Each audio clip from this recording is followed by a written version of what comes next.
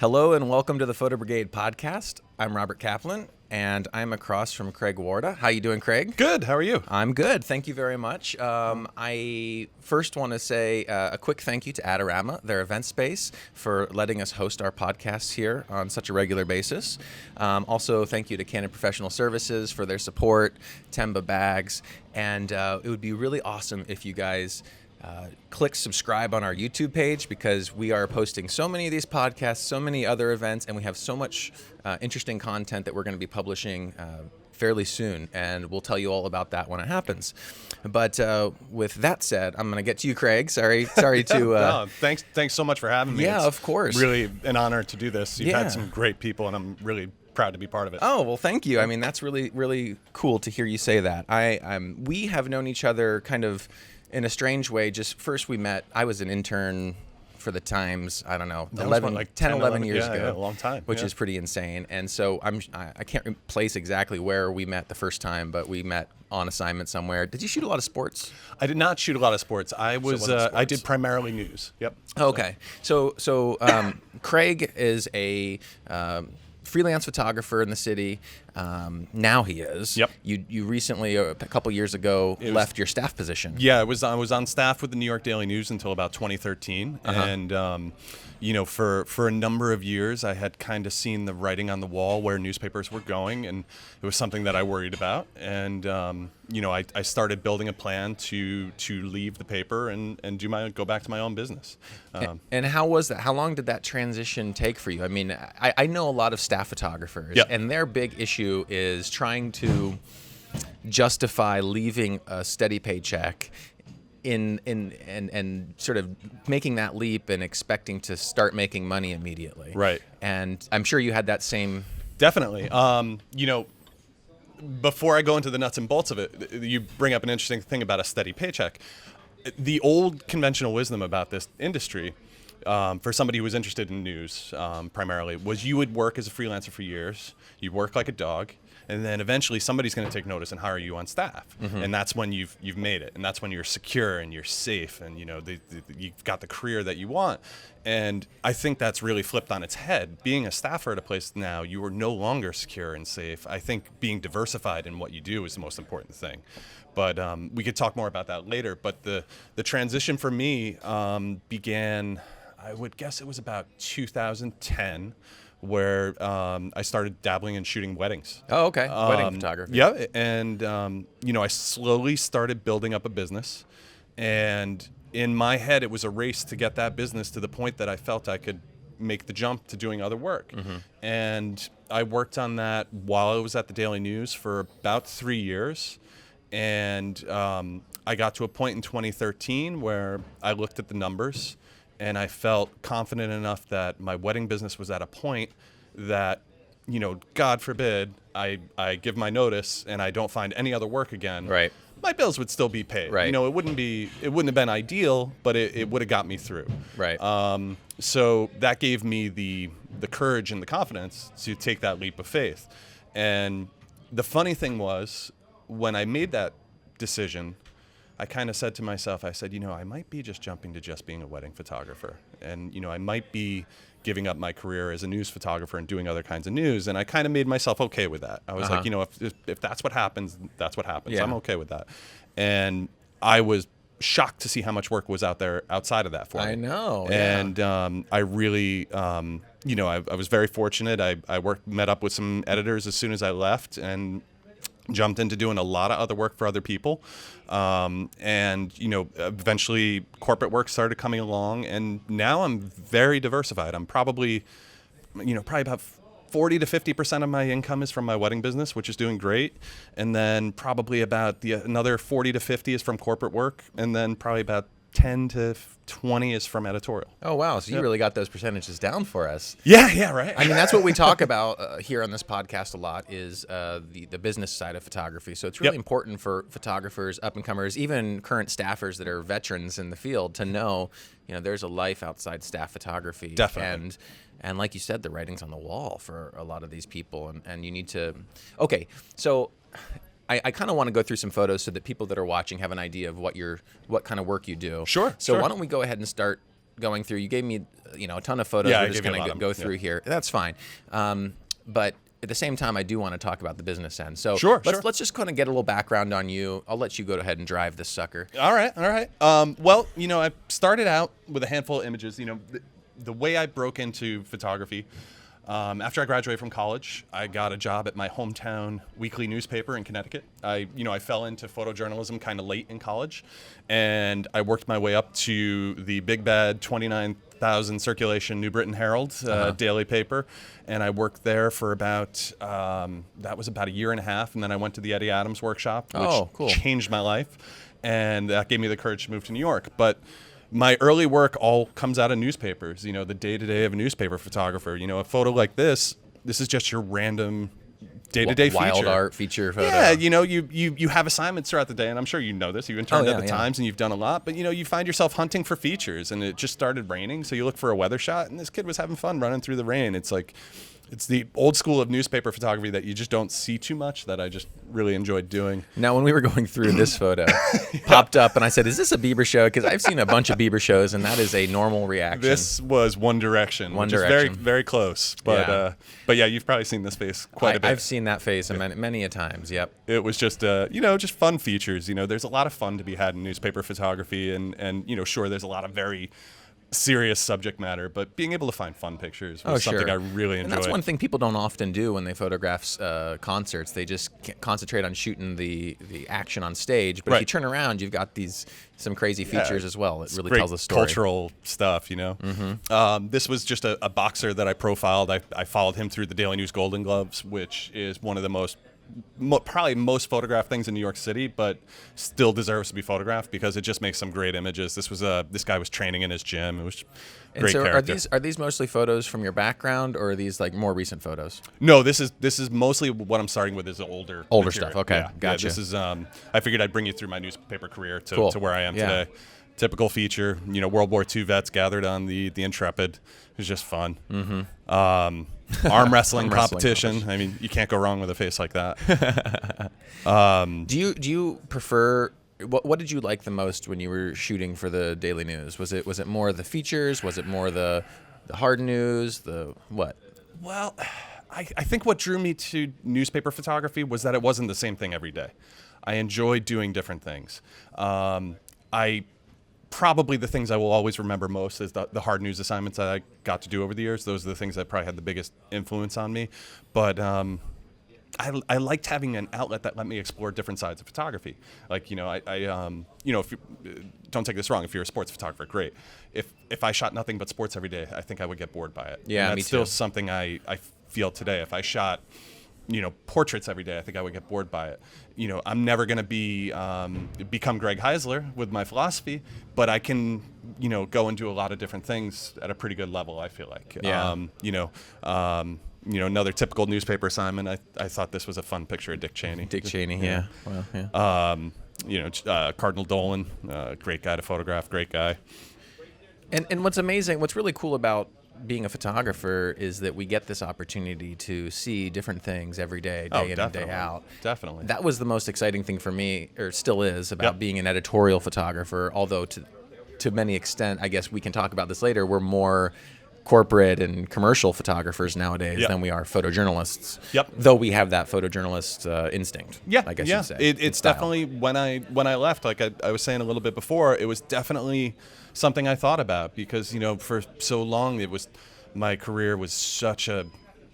You never knew what was going to come around the corner the next day, and once or twice a year you'd get an experience that you just would never forget. Right. And giving up the newspaper career was definitely, that was a hard part of it. But I haven't regretted it. That's for sure. So politics is something you've done a lot of? Politics I did a bunch of. This was the 2012 convention, Republican convention. That was a trip. What's it like covering a convention like this when you have so many other photographers that you're shooting? It's tough. Against, I guess you could say. Yeah, no, it's tough. You want to make the most creative images possible. You want to make images for yourself, and you've got to balance the fact that where you find a great image, there's probably 10 other people taking it. Right. You've got to balance the needs of your editors, what they're looking for, and still try and come up and make something for yourself. it's very hard, especially with like this. They know exactly what they're doing. It's They know where you're putting you. They know yeah. your spots. So the best thing you can hope for is finding some unscripted moment. It's very difficult. There's people who do a very great job at it and do it all the time. You look at a guy like Doug Mills at the Times, what he's able to whip out of like a 5-second photo op in politics sometimes. Well, not only that, he shoots politics day in and day out, which is suit and ties, people at podiums, makes amazing photos, and then he gets sent to the Olympics. Yeah, yep. And he just kills it. Yeah, it's insane. He's Doug Mills. For those that don't know, Doug Mills, he's a staff photographer, bureau chief, I think, I'm not sure. He's one of the two main staff photographers for the New York Times in D.C. Great photographer. Beautiful work. Yeah. And this was from Obama on election night in 2012 after he had won. Mm-hmm. This was the most efficient I ever transmitted. Sorry, Oh, really? A little tech geek story. Yeah. He was giving his speech at they were figuring he'd go on at around 11 o'clock to give his victory speech, and the Daily News was holding the front page for my photo. I got the I didn't have, some agencies normally when you do something like this, you'll have a team of editors and people who are moving your pictures out, you're hardwired in. We didn't have the budget for that kind of thing. It was just me. I got there early. I scoped my spot. I had my internet connection, and I think it was within about 90 seconds of President Obama walking out on the stage and waving to the people. They had that picture up on the site. Yeah, it was the most. And it was in the front page the next day. But it was the most efficient transmitting I ever did. It was like my pride and joy. Did it just automatically go from your camera, or did you actually put it on your? I figured, the way I looked at it, I knew he was gonna probably come out, wave to people, thank you. And then he was going to walk to the podium and start speaking. So I figured, okay, I'm going to shoot that first, 60 seconds that he walks around on the stage waving, shoot like 20 seconds of him speaking at the podium. So I have the speaking at a podium shot. And I was tagging certain images on the back of my camera as I went. Oh, by locking them. Right. And then just set my photo mechanic to just ingest the locked ones. Yeah. And I was able to really just zip them out real quick. Cool. But, yep. Yeah, that was. Well, I mean, and that's another thing. Just being on the witnessing history. This is something that. That's why you do. It's a you've big got part of the kids. reason. Yeah. And you'll be able to talk to your kids about being there for inauguration, all this. For election night. Yeah. And Yeah. Someday I'll. They're 7 and 9 now, so a lot of this work I wouldn't show them yet, but someday it'll be interesting to talk to them about it. Yeah. As we go through some of these photos, I'm going to ask you some other questions too. So Sure. your kids. Yep. How is that? I don't have any kids right now. I might be a few years younger than you, but that sort of transition of becoming a father, and you were a staffer, so you kind of had that. Must have also made it even more hard for you to jump ship. Totally. Having these kids that are counting on you to bring in a paycheck. Yeah, it was very nerve-wracking. But in the end, all my decisions are motivated by providing for them, and maybe that's another part of the reason why. I look at my news career as it was very much about me. It was the experiences were amazing, and but it wasn't always amazing. I mean, sometimes you spend weeks doing nothing all that fun, but yeah, once I became a father and kind of saw the writing on the wall with where I thought newspapers were going, it was like I got to start figuring out what's next. And one of the things that got me to think about leaving too was when I was in Haiti in 2010. I'd been there for about 2 weeks. I got there about, I think it was like 36 hours after the quake hit. And I spent 2 weeks there. And the last day I was there, saw a dead body on the street. And it was obviously fresh. It hadn't been there for 2 weeks. And I was talking to people. I was like, geez, what happened to that guy? And they were like, the weirdest thing. A brick just fell off the top of one of these buildings, hit him on the head and killed him. Oh my gosh. And I was like, yeah, maybe, I got kids at home, and there's guys who do, far more dangerous work than that. I mean, I'm not trying to say anything, but it was like, I got kids at home. Maybe this isn't what I should be doing anymore. And that was one of the things that pushed the transition for me too, I think, I kind of discovered a lot of things about myself over the years, and one of them was that photography brought me to journalism, not necessarily journalism brought me to photography, and that's a distinction to me. Like, I enjoy the photography, and newspapers were an outlet where I could do lots of different photography. Right.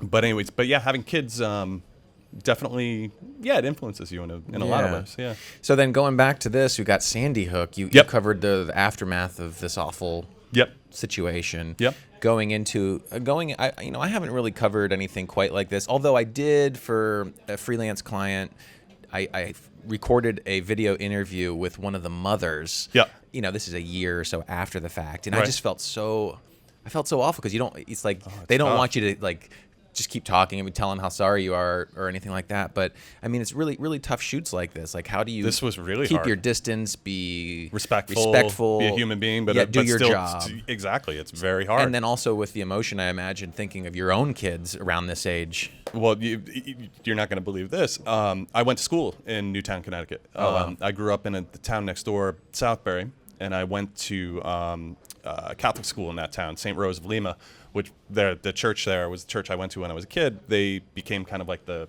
emotional epicenter of that whole thing.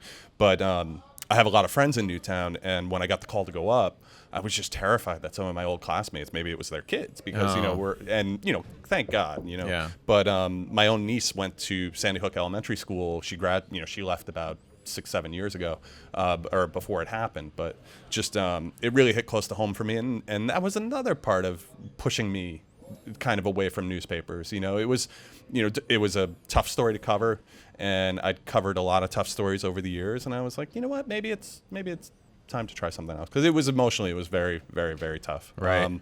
But you always are trying to balance being a professional and doing your job, but being sensitive to the people who you're photographing and whose story you're telling. It's a hard balance to strike sometimes, because what we do as journalists can be very invasive. But if you can work as a sympathetic human being, number one, you feel great about the work you do. I think you do better work, and it works. People respect that. Yeah. We talk about being very invasive. I've had an instance, or in school. I don't know. Where'd you go to school? Did you go to school? I went to SUNY Albany. Okay. Yep. For photography and. Yeah, it was a very small photo program, not really talked about. But out of the dozen or so of us who were in the program, 10 of us are working pros in New York. Isn't that something? It's crazy. Yeah. Well, what I was going to say is that I went to Ohio University, and one of my professors, he was a Knight fellow at the time, and now he's like the head of Syracuse's photo department. Or whole department, I don't know what it is. But Bruce Strong, the first thing he did, we had a documentary class or something, and the first thing he did, he had a big, Canon or Nikon, one of the bigger cameras with a big wide angle, 16, 17, 35 lens, and he went right in front of each student, got right up in our face and just started blowing the motor drive. Right. And it really put into, it just really gave an idea of what it's like to be on the other side of the camera. It's really uncomfortable. It's tough. And it teaches you how to be respectful in those instances. So, I always think to that when I'm in these situations and you want to be respectful. You have to, it's something, when you're covering a tough story, you really have to be aware of it. And just because it's the decent thing to do, but it's also, in the end, I think when you give people respect, they have more respect for the work that you're doing. Right. You may not get everything, but when you get stuff, when people agree to stuff, I think it pays off. Right. Yeah. Right. It's a hard balance strike, though. But so we got some of the classic typical shots. Newspaper assignment. It's a little bit mixed up, but this is random newspaper feature assignment. Just trying to make something. Holy I didn't even cow. know that was in there. This was a plane crash that happened over in what was it, Teterboro? And got a phone call from my editor, very early in the morning. He was like, "We got a helicopter waiting for you. We got a plane crash. Go." Oh, wow. So is that often that you get a helicopter waiting for you to chopper you away? I've been lucky over the years. I just last year for Bloomberg News, I got that later in here. Did a series of aerials in New York City. I've done some aerial video of New York City for them, but a handful of time. I'm not Vincent LaFerre, but I've gotten in a helicopter a couple The only times. time I've been up in the air on a helicopter around New York City is the couple times I went with Vincent. With him, yeah. It's great if you can do it, man. It's a lot of fun. But yeah, this random, just breaking news assignment. Working the courts. This is part of being a newspaper photographer. Bernie Madoff. Rihanna concert. And people don't realize how interesting, that we see, you're really on top of these celebrities, these musicians, and you can see this, she's touching a person that's behind you. Yeah. This person's reaching over your reaching left over shoulder. me to get to it. Yeah. That's funky.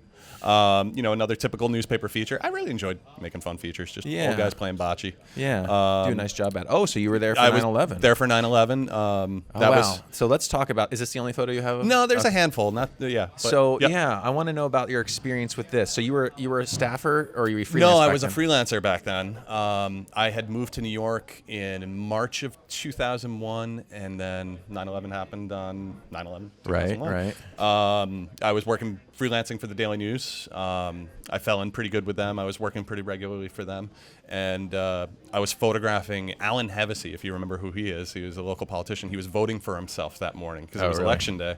And I came out and I put on my police scanner, and I heard just the world blowing up. And at that point it was about, I think it was about 8:30 probably, and so I called my desk. I was like, whoa, something's going on. They were like, yeah, just go, go, go, go. So I drove across the Queensboro Bridge, and they closed the bridge right behind me. And I saw the second plane hit when I was on the Queensboro. And then I got into Manhattan. What was your thought when you saw this happening in front of you? I knew it was a huge fire. That's what I knew. And then when I saw the explosion happen on the Queensboro Bridge, honestly, the first building was so engulfed. I thought that something from the first building must have exploded and caught the other building on fire. I don't know, Because it's just so surreal to think that this could be an actual thing that's happening. Yeah, nobody saw it. But I got to, I ended up following some police cars down and fire trucks, and I got to Canal Street where I left my car. And to this day, I'm really happy that it happened when I was very green. I didn't have a lot of experience, because every block that I ran, I was, people were just streaming the other way, and I was running to try to get closer. And I would stop on every corner, and I was questioning myself. I was like, do I really want to be doing this? Is this something I really want to be doing? Is it smart to run towards this? Is it towards smart this? to keep running towards this? And every block, it seemed like I would stop and have this inner dialogue with myself. And then I got to one corner where there was a couple DEA guys. I believe they were DEA guys, but they were like, "We're not letting you go any further." And I'm screaming freedom of the press, blah blah blah. And they were like, "Look, if that second building falls, we're dead right here." And we were about 3 blocks away, and literally as soon as he said that, the building collapsed. The second building. The second one building had already collapsed. gone down. Yeah, one had gone down when I was on Canal Street, and so those guys stopped me there, and we all ran for cover, and we ran around a corner, and you could see the debris just go up the intersection, and it was like a solid wall of debris, and then we were like, whew, dodge that, and then you just saw this black cloud just completely silently coming down the buildings, and we were all just like held our breath, and it was. After a while, it was like you take a breath, and it was like breathing over a campfire. Imagine you suck up the ash from a campfire. But there was somehow we got hooked up with an EMT, gave me a mask so I could breathe, and then I just worked down around there for a couple hours, pretty stunned, and it was weird because it was a complete communications blackout. So I ran into some firefighters, and they were like, "Oh man, they got the White House too," and they were despondent, and nobody really had the whole picture of what was going on. So it was pretty crazy. But I stayed down there for a little while, got as much as I could. It was tough. And you were shooting film. I was shooting film, I knew. Did you have enough film? I had enough film. I found out after the fact that changing film got a ton of dust in the back of my camera. Yeah. So every picture from then, the spotting that I had to do was ridiculous. But I don't know how much you know New York photo editors. I had a great photo editor, this guy, Mike Lipak, who was one of the toughest guys in the industry and had a reputation as being just really, really tough to work for. And he was, he was very demanding, but I really love the guy. I owe the guy a lot to this day. But he has this reputation for just chewing people out left and right. And I'll never forget, by the time I was able to get to a payphone and call at about 2 o'clock, the guy was in tears because they hadn't heard from me. He was like, "Oh, kid, you're the last one to check in." And he's like, "We thought you were gone." And after it was a weird moment because this guy was just such a notorious hard ass, and that's when it kind of. Well, it's true. One of my friends is a photo agent, and I forget who he's working for at the time. Excuse me. I'm choked up because I got something in my not because of you.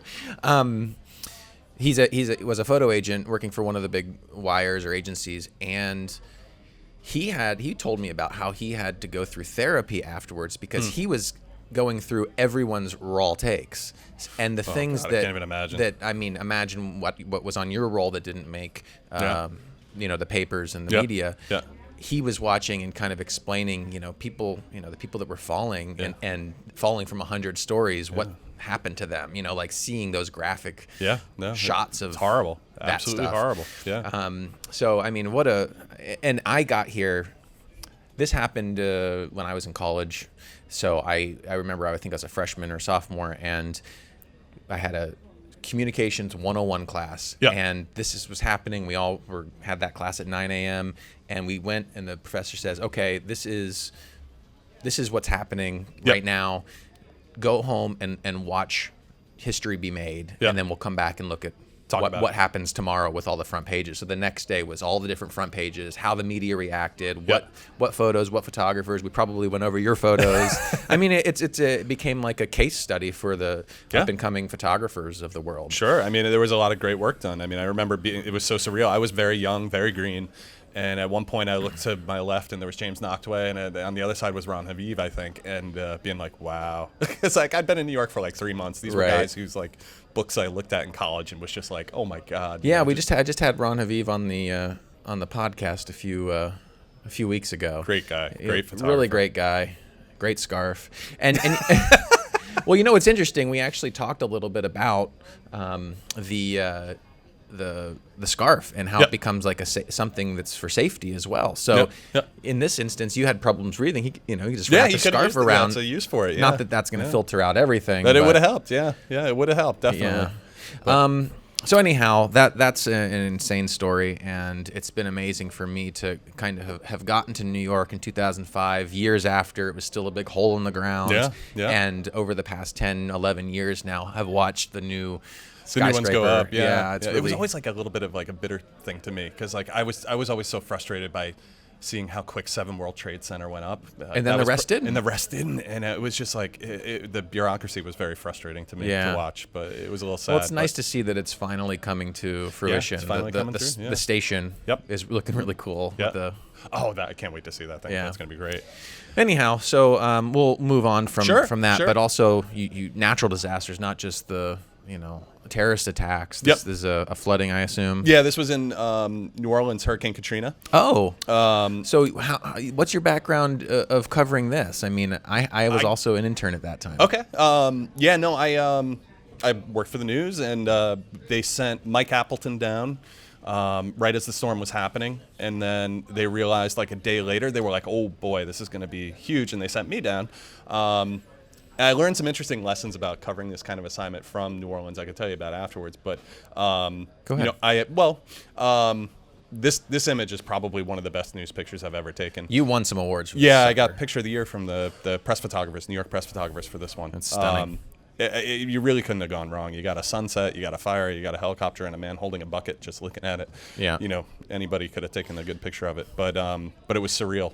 And the really surreal part of that was before I took this picture, I couldn't drive down here. I drove my car as close as I can get, and I parked it on the curb. It was probably about 10 blocks from where this fire was happening. You could see it from all the way across the city. Right. But I parked my car, I get my cameras out, and this boat pulls up on the curb, and this man is carrying this old man out of the boat. So I've got a long lens. I shoot with a long lens. It's nice heroic picture.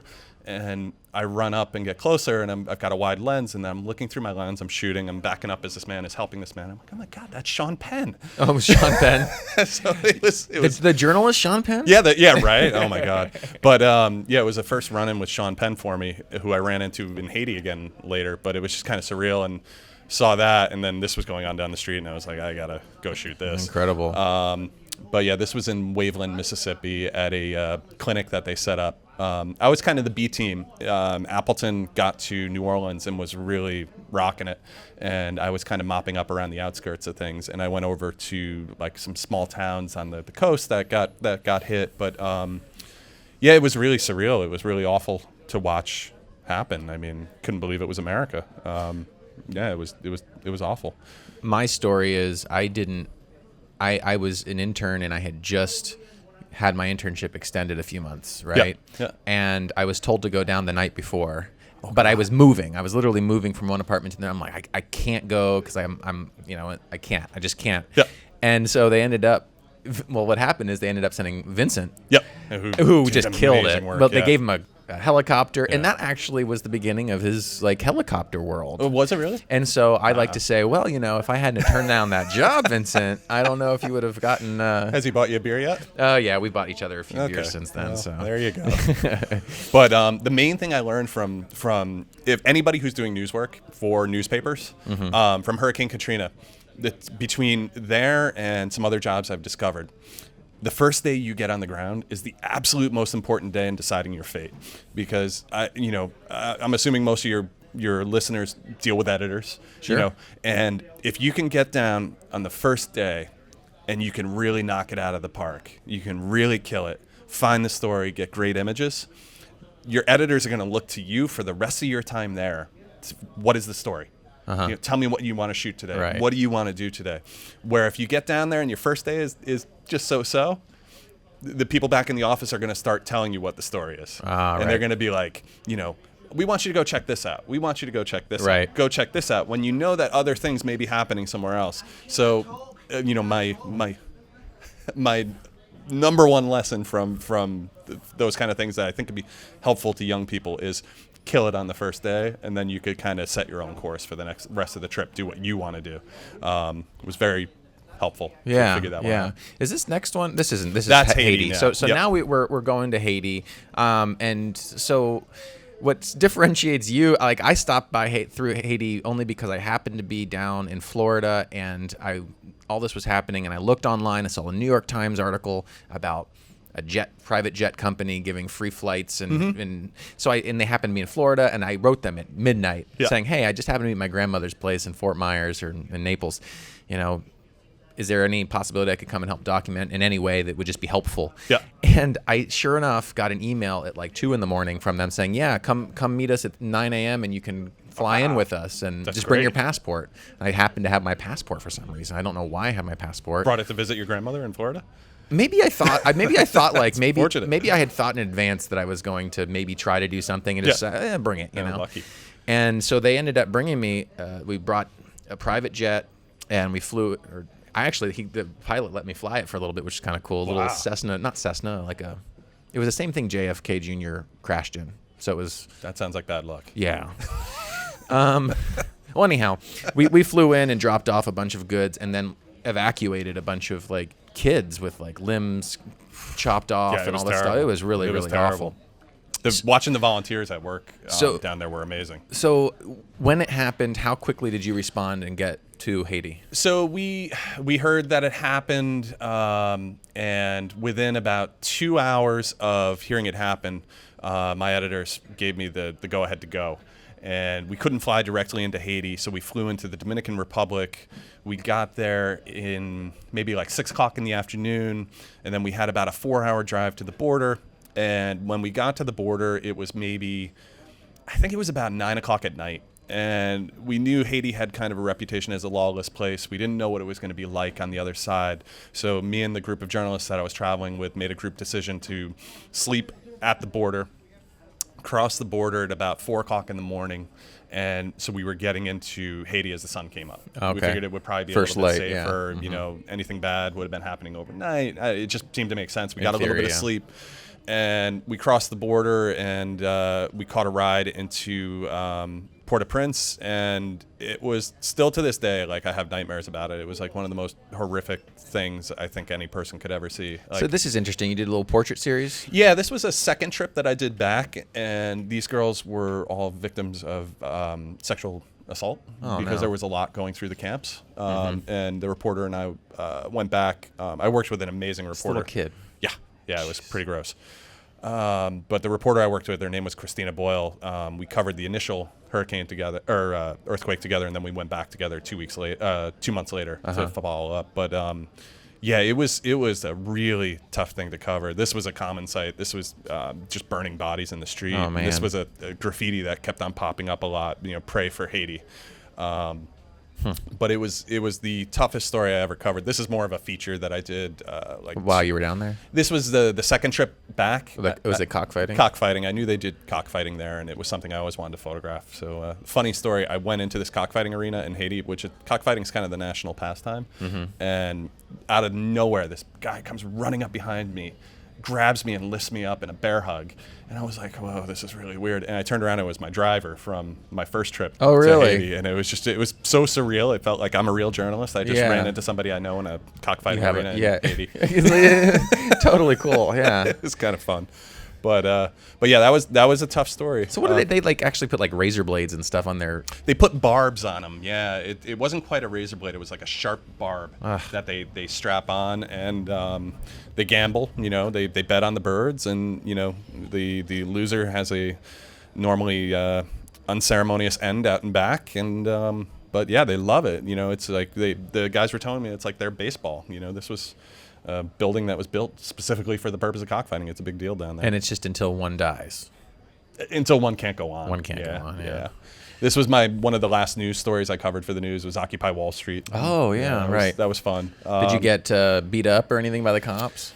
Not too bad. I got pushed around a little bit. Now, but one of our too colleagues bad. have not, I don't know if the word beat up is the word, but been shoved, been camera ripped. It was a difficult time for journalists. Yeah, it was tough. You know, there's two schools of thought, I think, in dealing with that kind of behavior by police, and I don't think either one's right or wrong. But I look to a guy like I don't know if you know Robert Stolaric. Yeah, like sure. He's a hero to me because he takes no guff from anybody, and he will stand up and say, "This is my right.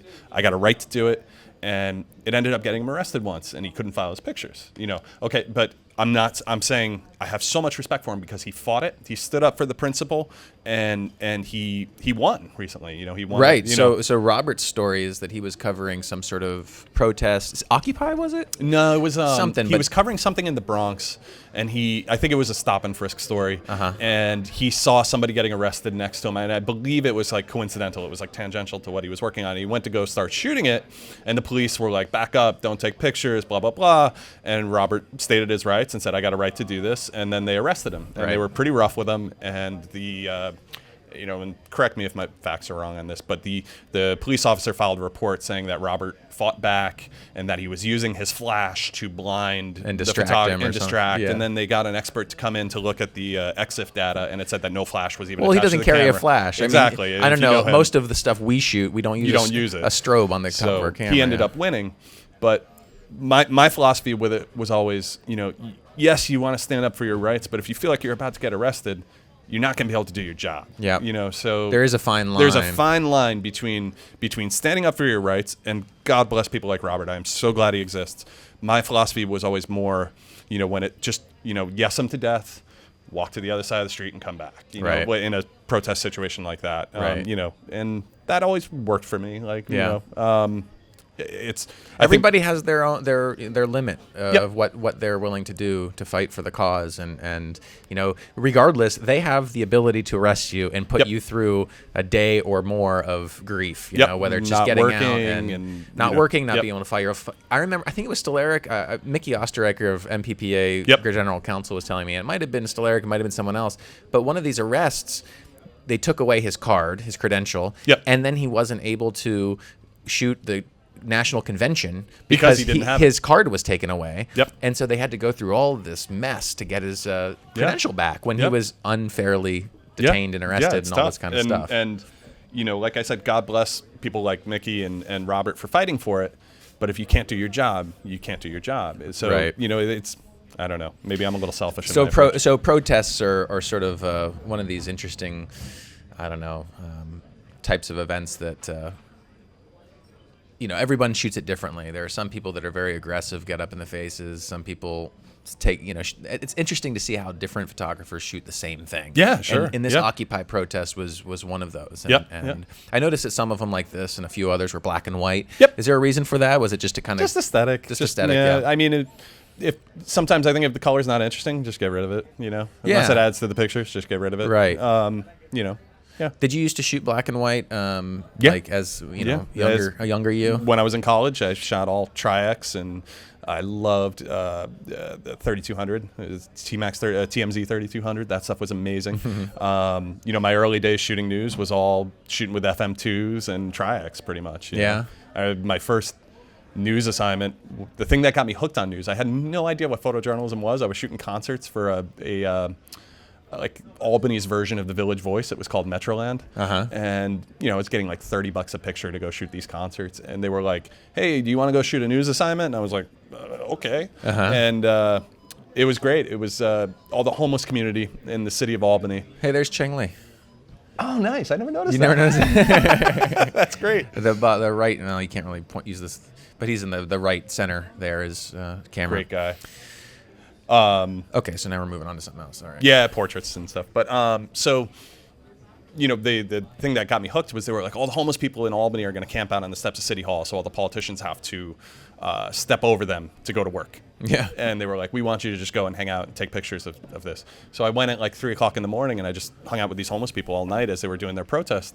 And that's what got me hooked. I was just like, if I didn't have a camera around my neck, I have no excuse to be here talking to these people in a weird way. Like, it gives me a license to come and talk to these people that I don't really have any other way to talk to. Yeah. And it was just fascinating to me. That's what kind of. Do you also kind of feel that the camera, and I've felt this way in the past, where the camera kind of gives you a shield, where you might feel the ability to get closer to a situation just because you're behind this sort of and looking through it, not through your own eyes necessarily? Kinda. I always felt like it gave me a license to go places and be places that I didn't necessarily have the right to be. Without it, whether it shielded me from things, I don't know. But I just felt it was like my ticket to witness things that most people wouldn't be able to witness. Right. Yeah. Right. Yeah. Well, let's jump into some of your portraits here.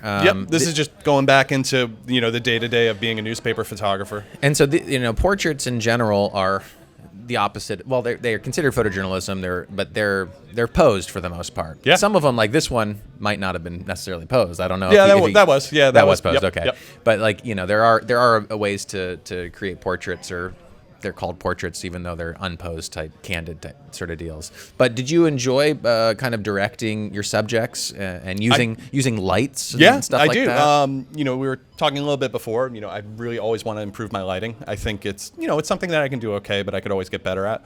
But I do enjoy, and this goes back to what I was saying. What I liked about working for newspapers was it was an outlet to do all different kinds of photography. I wasn't doing the same thing every day. I do enjoy lighting once in a while.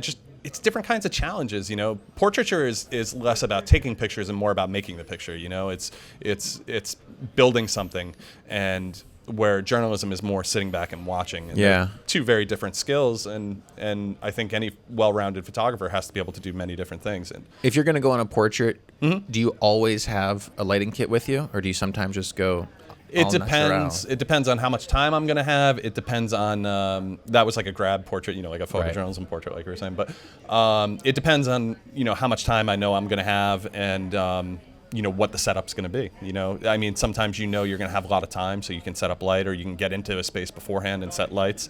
Other times, you're going to have 5 minutes between one thing and another, so you just got to kind of make what you can in a short period of time. What kind of lighting kit do you use? I'm antiquated. I have a old set of Dynalite packing heads. Okay, so you bring like a suitcase of stuff. Yeah, okay. big thing of equipment. I find if I'm doing something in a rush, I would always prefer not to light. Just find my light. Find a good shady spot, find a nice backlight, sun. Depending on the time of day, I feel like I can work really quickly that way. But if I know I have more time, then I would consider lighting it. And you're a Nikon shooter. Yep. Okay. Yep. And you've been Nikon for a long time. I switched at one point, but I've been Nikon since about 2005. I was Nikon, then I was Canon for about 3 years, and then I went back to Nikon in 2005. Was it because the paper was Nikon, or? Yeah, I was Nikon when I was a freelancer, and then when I got hired on staff, I got to get my kit, and I switched to Canon at that point because Canon was far better at that point. And then a couple years later, the paper had a deal with Nikon, and they switched back to Nikon. Gotcha. Yeah. But I've been Nikon since I left. All my own equipment is Nikon. Yeah. Well, they're all just tools, They're all tools, different. If you different tools have different things that are better about them, and Right. I like the glass, but I think Canon kills them on video, so it's I it's a remember mix. I went did a switch when I was doing all sports back Yep. in the day when I was an intern. Yep. And it was like a point where I had to invest in a big lens, and it was like, well, if I'm gonna invest in this big lens, at that point, Canon was so far superior Yeah, than Nikon was in the early 2000s or mid 2000s. It was just I don't know. My editors were giving me crap because I was shooting against other staffers and AP and Yeah. Getty and all this kind of stuff, and we're shooting the same thing, but the quality of my images were coming back more grainy and, Right. and stuff. And Right. they were just saying, look, yeah, this is the case. And Yeah. so anyway, Yeah, they're tools. You make them do what you need them to do. so let's get back talking about business. Yes. We're jumping over now. A huge tonal shift here. Totally different from your regular news features, whatever, to weddings. Yep. Weddings and events. Yep. And many photojournalists might say, "Oh, I would never do something like this," or I it's used to. right. Yeah. But then you realize, like, oh, well, it pays well. Yep. And you can, if you do a couple of these a year or even more, you make Yep. a lot of money, and then can do whatever else you want. Yep. So go ahead and let you drive and sort of tell me about your transition into shooting more weddings and what's that meant for your business. I was always one of the people that you're talking about. I was like, oh God, I'm not going to do weddings. I'm not going to do that kind of work. And then a friend of mine asked me to shoot his wedding, and I was like, this was at a time where I was starting to think, what's the future for me? Might as well try this. So I shot my friend's wedding like it was a job, and I enjoyed it. It was a lot of fun. Mm-hmm. Pictures came out great, and from there, one of their friends liked the pictures, and they hired me. And then, I really enjoy it. You're shooting people on arguably the best day of their life. They want you to document their day. Mm-hmm. People come to me wanting that. They know what I do. It's really being a journalist. It's taking the newspaper skills I've been talking about the whole time and just applying them to one day for people. And frankly, Like a one-day picture story. Exactly. That is exactly what it is. It's a one-day picture story, and I always would have thought that it would be the same thing every weekend. And one of the things that I really enjoy about it is it's not the same thing every weekend because you've got different personalities every weekend. Different personalities. You might know this Oh, guy. Anthony. Oh, that's great. All right. But it's great, and I don't get sick of it. I enjoy it. The financial reward is great, and frankly, my wedding clients That's a great shot. No, thanks. My wedding clients are the clients who I get the most positive feedback from. Yeah. Every weekend I release a best of gallery to somebody. They're like, it's great. It's Yeah. very, it's nice. You get a pat on the back from an editor. It's great, but I get great positive feedback from my wedding clients. And then also, the best thing for is the referrals. I mean, Yep, you, yep. that's the best thing Totally. you can do when somebody refers you. And then do you use you make like a Facebook gallery for them? I see friends of mine that you really use Facebook and they tag like 60 photos and then it just kind of goes viral for that person. Kind of, I end up doing like private blog posts for Uh-huh. people, and then they share the link, and then There I you can go. bring their 100 people look at it. That Yeah. brings them back to my website, and you could spend hours talking about marketing for wedding work. Right. But it's the biggest thing is doing a good job for clients, and if you do a good job for your clients, they're going to tell other people. Definitely. So that's huge. But it's something that I started doing, and it paved the way for me to leave my newspaper job and to do other work. And being back to being my own boss there's nothing to compare to it. If I'm doing a good job, it's because I'm doing a good job. And if things go bad, I got nobody to blame but myself. Yeah. And for me, that is a huge thing. Like I really enjoy that. Have you had any horror stories with regards to wedding clients? Because I've heard people. I've had some people who, I've had like one where they didn't, for some reason. It's like I shoot it and I'm like, I think it was one of the best shoots of my Yep. career. Yep. My best weddings, and they get it and they're like, well, I looked at your your website and I saw these celebrity portraits and I was thinking that's what I was. I'm like, it's still different. I mean, at this point, I've probably shot. I was trying to think the other day. It's probably upwards of 100 at Oh, this wow, yeah. point. And honestly, I've had a couple. I've had 2 or 3 clients who had complaints about something. yeah. But and whether they were justified or not, or just they expected something different. I'm not to say. Right. But honestly, I've had nothing but good experiences with my clients. I think I'm very forward about how I work and what I do, and tell them what I do, and more importantly, what I am not, so they know what to expect. Yeah. You know, and that's very important to have realistic conversations with your clients about stuff like that. That looks like Zach Galifianakis. Yeah, it was. He was the it was? best man at the wedding. Yeah, yeah. So The toasts at this wedding were ridiculous. Oh, I they bet. were all comedy buddies. Oh, that's funny.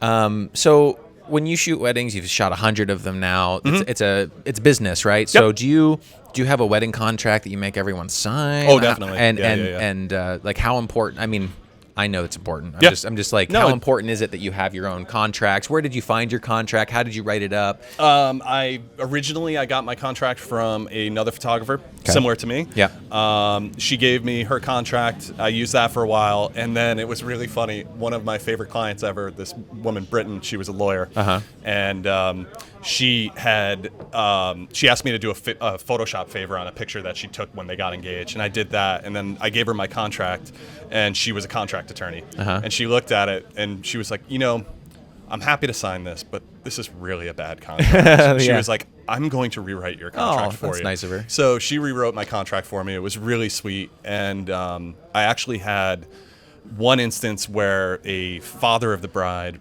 refused to sign my contract because it was favored me too much. And I actually walked away from the client because I said, look, this is what my attorney, my client, actually this is her, she recommended that I do. And, she was looking out for me, and I walked away from the business because he wouldn't sign my contract. And it's a good barometer if someone's unwilling to sign to your terms. Well, that just shows that they're probably someone that are going to They might be somebody later. who nitpick, but you have to lay out very specifically what you're going to do, when you're going to do it, how many images you're going to deliver, how you're going to deliver them, and just that way everybody's protected, you know, and they know what they're getting, and I know what I'm delivering, and there's no surprises, Since you've become a wedding photographer, I remember when I first started, I was always that guy too, but Rob Bennett. Is that Bennett? Yeah, sure. Of course I know Rob. And Julie, my wife and I recorded her music video. Oh, no kidding. Yeah. Oh, that's cool. She's great. Yeah, she is great. Yeah. Singer. So what was I going to say? So when you first started, I remember being so scared about missing moments and like, am I going to do this properly? Yada, yada, yada. Yep. And then now it's kind of like, I just go in, I kind of have confidence in myself. I'm not going to screw up the kiss. I'm not, you know what I mean? Yeah. Do you feel that, just with anything, practice makes perfect. You feel like much more confident nowadays shooting a wedding, or do you still get that same kind of butterfly nervousness before you shoot I definitely get nervous. I don't relax until I'm done with my portraits, because those are the things where I feel like that's the most volatile part of the day. Like if the schedule doesn't go right, or if the light isn't good, or, these are all things that I worry about. So once I get that in the bag, I feel pretty good. But what you're talking about is something that I really find myself having to make sure that I don't get too wrapped up in, is once you get very comfortable can lead to like, that's something different. Comfortable can lead to like autopilot, which is totally a bad thing. Like you want to be comfortable, but you still want to be looking for unexpected things. Yeah. Because like my goal, like I want to get 2 or 3 real, authentic, great moments from every wedding. And if you get too comfortable, you're not going to find those things, because it's not the same thing at every weekend. So you got to try and stay on your toes.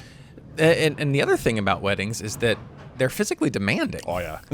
People don't realize that. You really I am worn out after shooting a wedding or an event. I've shot a bar mitzvah for actually one of my big corporate clients. Yep. They hired me to shoot a bar mitzvah, and it's exhausting. Just worn out after, and then the amount of editing that goes into an event. It's a lot. It's all these things you got to consider. And this year I started outsourcing a little bit of my editing, and I'm toying with hiring somebody to work for me next year. What does that mean, outsourcing your editing? Just there's agencies out there that will do your post-processing work for you, and I've tried a couple out, and varying degrees of happiness with the job they do. It's a really, really hit or miss sort of thing. Yeah, and it's a hard thing, because these days your edit and your post-production is such a part of your identity, right? And your product, and giving that control up is very, very difficult.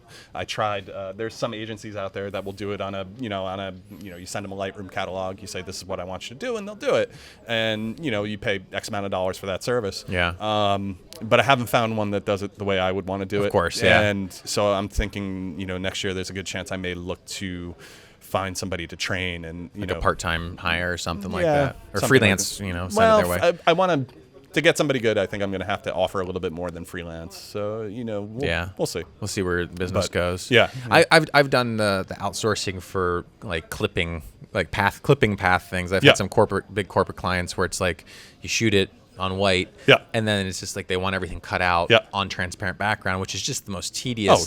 Going through and making sure all the hairs are properly clipped and all this kind of stuff. And so it's like you can, like even some in India and Bangladesh and stuff like that, where you just send it to them and like $20 later you've got your right. And I do use a little bit of that for some stuff too, but like when you're talking about Lightroom work and setting what the color palette is and the overall tone and look and the crop, like those are things that you don't want to give up. This was something fun that it's got no bearing on anything. I don't know why I put it in, but it was like right after I quit the news. I go to Japan every summer with my wife and family, and I just kind of set out to try and make a surreal little photo essay of Tokyo. Oh, nice. I always deal with jet lag, and I'd wake up very early in the morning and just go for walks, and just tried to make a fun little surreal, dreamlike. I tried to set out with the idea of doing a surreal set of pictures and figure if I could actually accomplish that. So just kind of like a little exercise for myself. Oh, cool. And are you using a tilt shift lens for these? Yep. I noticed you had a few of those in some wedding. Yep. As well. Definitely. That is. I know you're sponsored by Canon, but Nikon's 45 tilt shift is probably the best lens ever made. Yeah. It is. You shoot with it straight. It is got the nicest, richest color quality to it. I use it as a straight lens all the time because it's just gorgeous. 45. 45. It's sharp as a tack. The color, the color, the tones, contrast. It's just ridiculous. It's also a macro, and it's a tilt shift. It's like you could do anything with that lens. Yeah, I've used the lineup of tilt shifts on the Canon side, and I don't use them that often. I've used them for architectural work, actually. I've never, I'd only ever used them for the actual tilt, that look. But then it actually works really well for architecture, where it straightens the buildings. See, I've never used it for that. I use it just basically to recreate a 4x5. That really shallow depth of field. Oh wow, that's beautiful. That's a rare little grab. Was this someone at a photo shoot going on or something? I have no idea. I was sitting having a cup of coffee at this intersection, and I saw this person come running across the street. I was like, something's about to happen. But that's cool.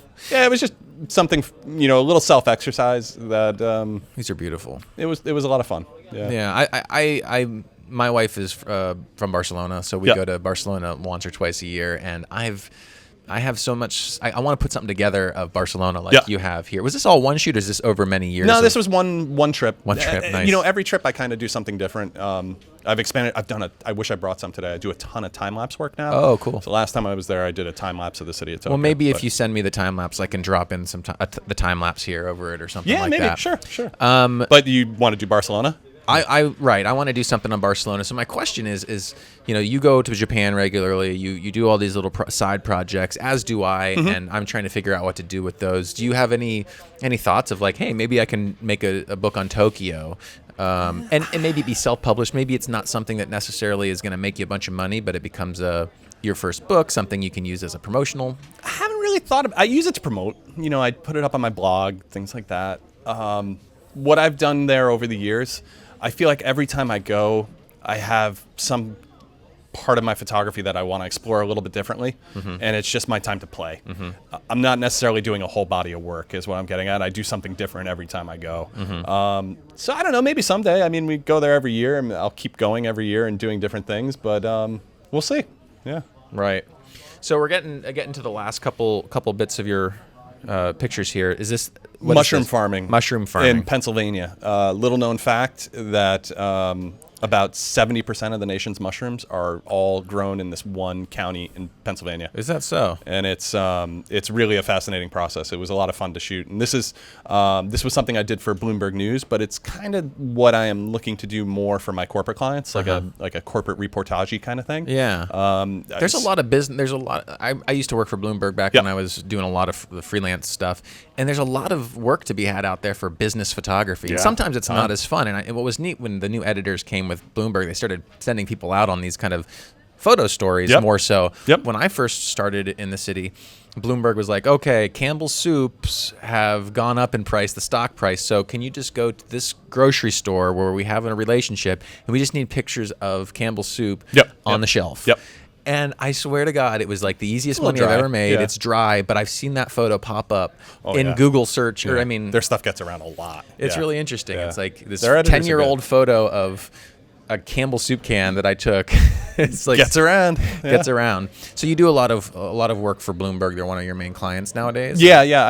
I've scaled back a little bit as of late because my corporate stuff has been doing a lot better. But yeah, they're probably my main editorial client. Yeah. Do you foresee a time when you might actually end up not being a journalist and being like full-time corporate? Pretty close to it now. I mean, my first year out of the news, I would say my editorial income was maybe 40% of what I did. My second year, it was probably 25, and this year it might be 10 or less. Yeah. I have a couple editors that I could pitch things to that I want to shoot, and it's important to me that I keep that there because, like you said, the corporate stuff can get pretty dry.